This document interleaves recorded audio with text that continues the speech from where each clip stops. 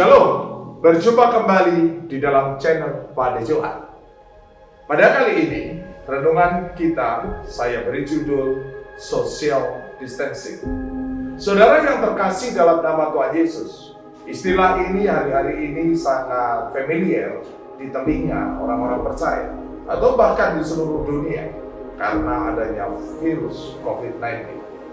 Di dalam Alkitab saudara, di dalam Yesaya pasal yang ke-26 ayat yang pertama, ternyata Alkitab sendiri pernah menyatakan tentang social distancing. Alkitab berkata dalam Yesaya pasal 26 ayat 20-21, "Mari bangsaku, masuklah ke dalam kamarmu, tutuplah pintumu sesudah engkau masuk, bersembunyilah barang sesaat lamanya, sampai amarah itu berlalu. Sebab sesungguhnya Tuhan mau keluar dari tempatnya untuk menghukum penduduk bumi karena kesalahannya, dan bumi tidak lagi menyembunyikan darah yang tertumpah di atasnya, tidak lagi menutupi orang-orang yang mati terbunuh di sana." Saudara yang terkasih dalam nama Tuhan Yesus, mengapa kita perlu melakukan social distancing? Yang pertama saudara, untuk menghindarkan diri dari penyebaran virus. Kita tahu virus corona sungguh luar biasa dalam tingkat penyebarannya. Melalui air liur kita saudara, melalui benda-benda yang pernah terkena air liur penderita. Maka biarlah setiap kita mengikuti arahan pemerintah untuk tetap tinggal di dalam rumah. Dan itu tidak melanggar firman Tuhan, saudara. Karena Tuhan juga berkata, masuklah ke dalam kamar untuk sesaat saja. Ketika saudara dan saya berdiam diri di rumah, berarti kita sedang berperang serta untuk memutus penularan wabah virus corona. Yang kedua, saudara, mengapa kita melakukan social distancing? Yang kedua, Tuhan mau kita menanti pertolongannya dengan sabar.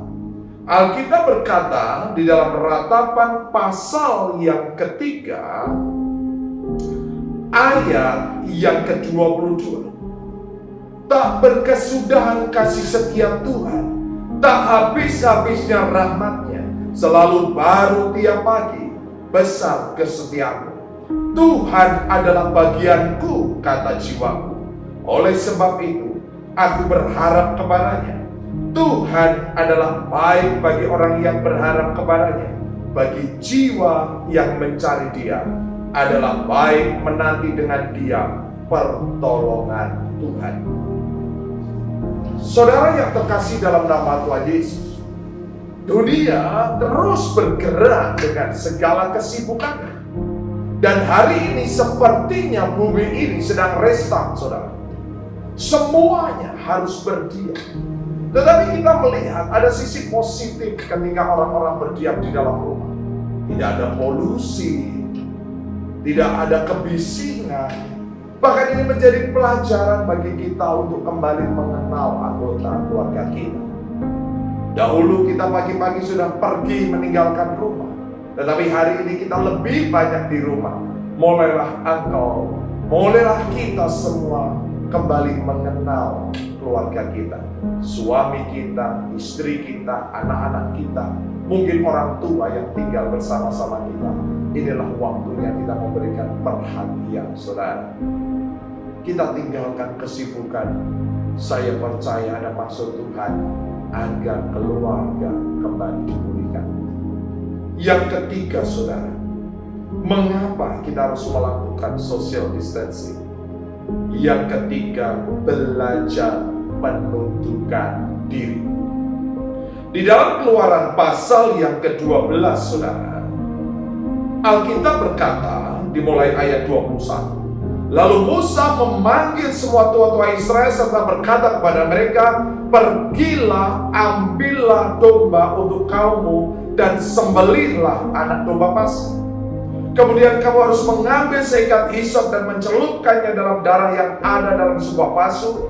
Dan darah itu kamu harus sapukan pada ambang atas dan pada kedua tiang pintu. Seorang pun daripada kamu tidak boleh keluar pintu rumahnya sampai pagi. Dan Tuhan akan menjalani Mesir untuk menulahinya. Apabila ia melihat darah pada ambang atas dan pada kedua tiang pintu itu, maka Tuhan akan melewati pintu itu dan tidak membiarkan pemusnah masuk ke dalam rumahmu untuk menulahinya.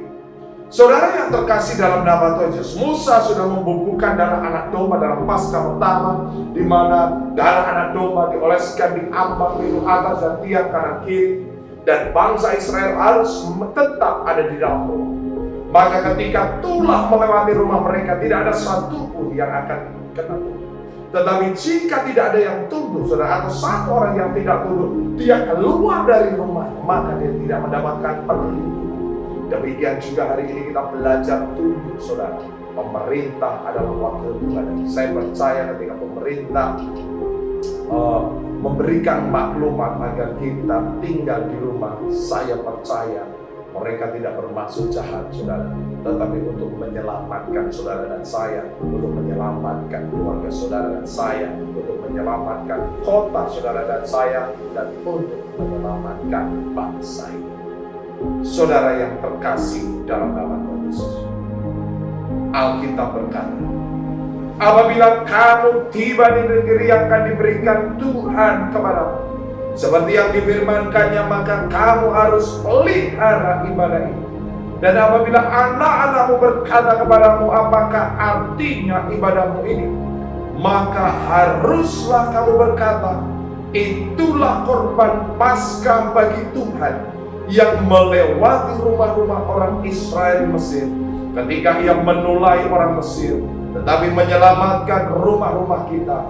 Lalu berlututlah bangsa itu dan sujud menyembah.